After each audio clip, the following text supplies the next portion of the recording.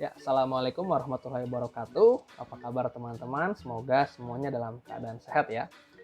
Kalau misalnya kita dengar nama Seno Gumira Aji Dharma, umumnya kan orang ngebayangin seorang sastrawan ya, sosoknya sebagai seorang sastrawan dengan karya-karyanya yang terkenal kayak Dilarang Bernyanyi di Kamar Mandi atau Sepotong Senja untuk Pacarku.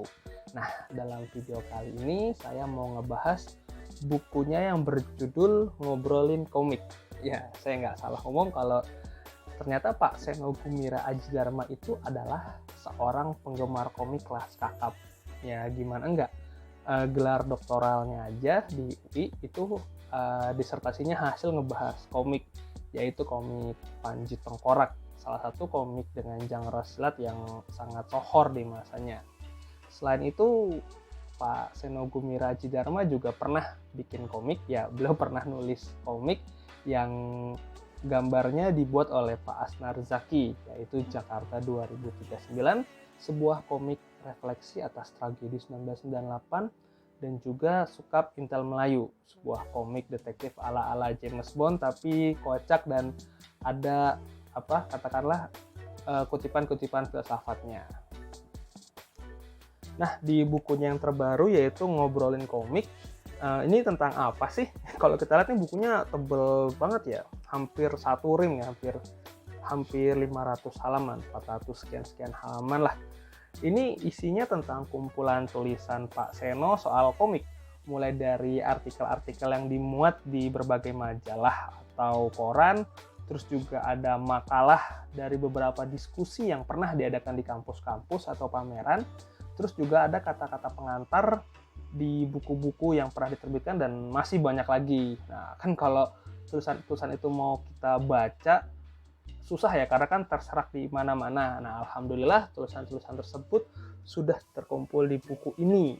Dan ya kalau kita lihat tebelnya emang harganya agak mahal sih, sekitar 200 ribuan. Tapi jumlah gizi yang ada di buku ini insya Allah sepadan sama harganya. Nah, topik soal komik yang dibahas di buku ini sangat beragam.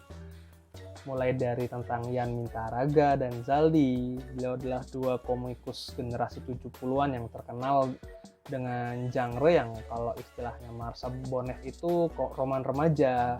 Terus juga ada tentang Hans Jaladara dan Ganes TH yang merupakan jawaranya komikus genre silat. Di sini jelas ya yang dibahas soal Si Buta dari Gua Hantu dan Panji Tengkorak.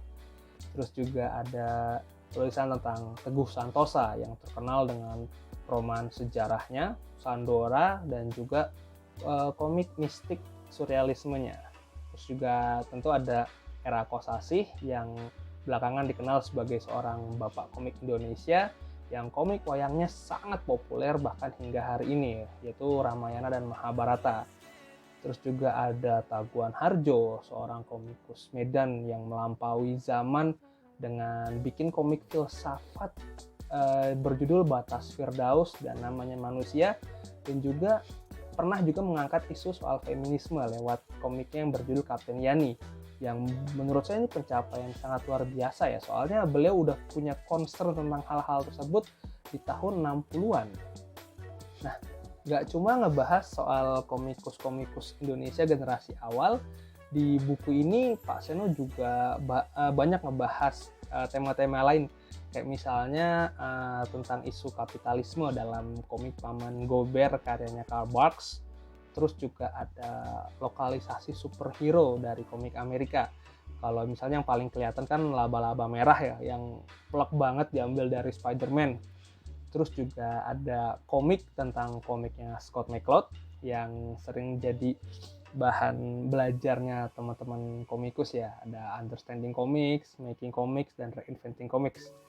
Nah, terus juga yang menarik ada karya jurnalistiknya Joseko yang dalam bentuk komik yang meliput soal penindasan militer Israel atas penduduk Palestina. Kalau misalnya kita baca komik jurnalistiknya Joseko ini berasanya real banget, karena Seko ini langsung terjun dan melakukan liputan pada rakyat Palestina yang menjadi korban dan juga terlibat pada gerakan Intifado. Nah, kalau misalnya mau kita baca karya Joseko ini udah diterjemahkan dalam bahasa Indonesia dan diterbitkan oleh penerbit Mizan, judulnya Palestina dan Gaza. Nah, selain tema-tema itu ada masih banyak lagi pembahasan soal komik yang menarik di buku ini.